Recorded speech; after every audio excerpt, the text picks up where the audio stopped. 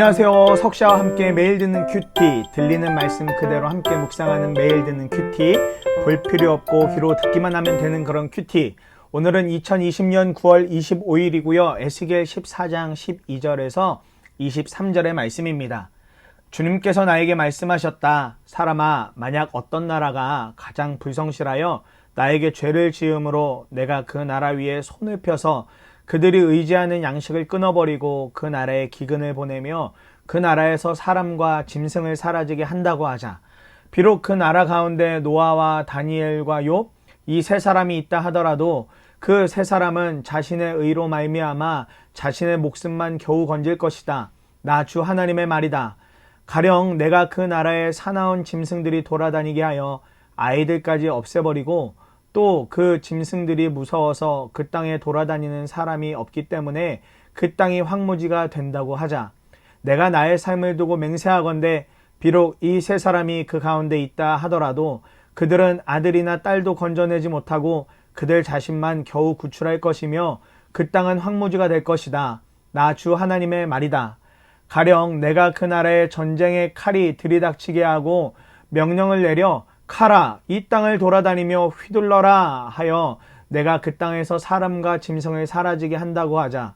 비록 이 세 사람이 그 가운데 있다 하더라도 내가 나의 삶을 두고 맹세하건대 그들은 아들이나 딸도 건지지 못하고 그들 자신의 목숨만 겨우 건질 것이다. 나 주 하나님의 말이다. 가령 내가 그 땅에 전염병을 퍼뜨리고 내 분노를 그 땅에 쏟아부어 거기에서 사람과 짐승이 피투성이가 되어 사라진다고 하자. 비록 노아와 다니엘과 욥이 그 가운데 있을지라도 내가 나의 삶을 두고 맹세하건대 그들은 아들이나 딸도 건지지 못할 것이다. 그들마저도 자신의 의로 말미암아 그들의 목숨만 겨우 건질 것이다.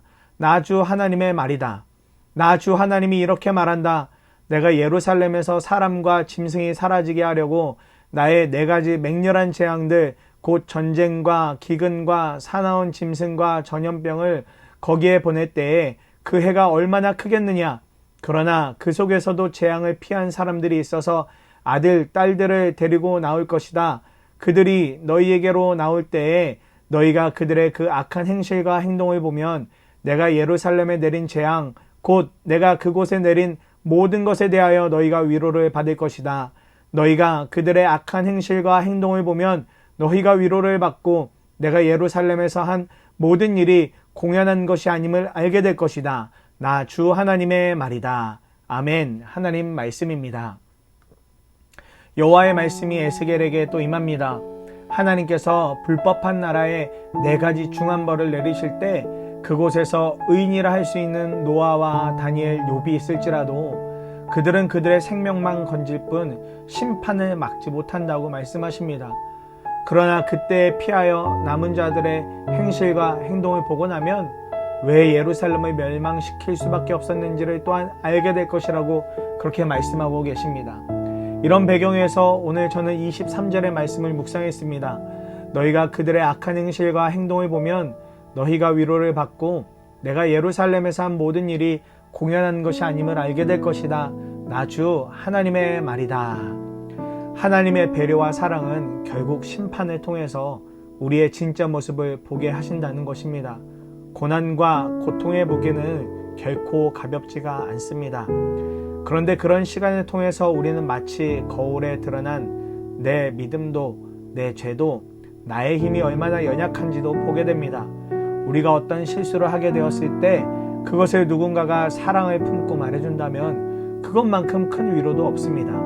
그러고 나면 나를 깨닫고 다시금 삶을 잘 살아갈 소망을 품게 됩니다. 우리 삶에 이유 없는 고통과 고난은 없습니다. 그 시간이 분명 너무 어렵지만 그 시간을 통해 나를 보고 주님을 붙잡게 되면 분명 우리는 소망이 없어도 소망 되시는 주님 때문에 전혀 다른 삶을 살게 될 줄 믿습니다. 그러니 우리가 함께 오늘 말씀을 붙잡고 이렇게 적용해 보기를 원합니다. 하나님의 책망의 이유는 우리를 사랑함입니다. 사랑하지 않는다면 우리를 책망할 필요가 없으십니다. 그냥 심판하고 끝 이러시면 됩니다. 그러나 하나님은 책망과 심판의 이유를 통하여 여전히 우리를 포기하지 않으심을 보게 하십니다. 이 이유 하나만으로도 우리는 하나님의 말씀을 읽어나가고 믿고 순종하며 나아가야 하겠습니다. 거기에 참 위로가 있기 때문입니다. 또한 우리도 오늘 삶에서 이런 위로를 전하는 사람이 되었으면 합니다. 바른 말만 하겠다고 다른 사람의 마음을 상하게 하는 말만 할 것이 아니라 무슨 말을 하나 하더라도 사랑을 담아서 한다면 분명 같은 말일지라도 다른 사람의 마음에 큰 위로를 전하는 말을 하게 될 것입니다. 가족들에게, 형제자매, 또 친구와 여러 또 커뮤니티의 사람들에게 그렇게 다가가 보는 이 하루가 되시기를 축복합니다.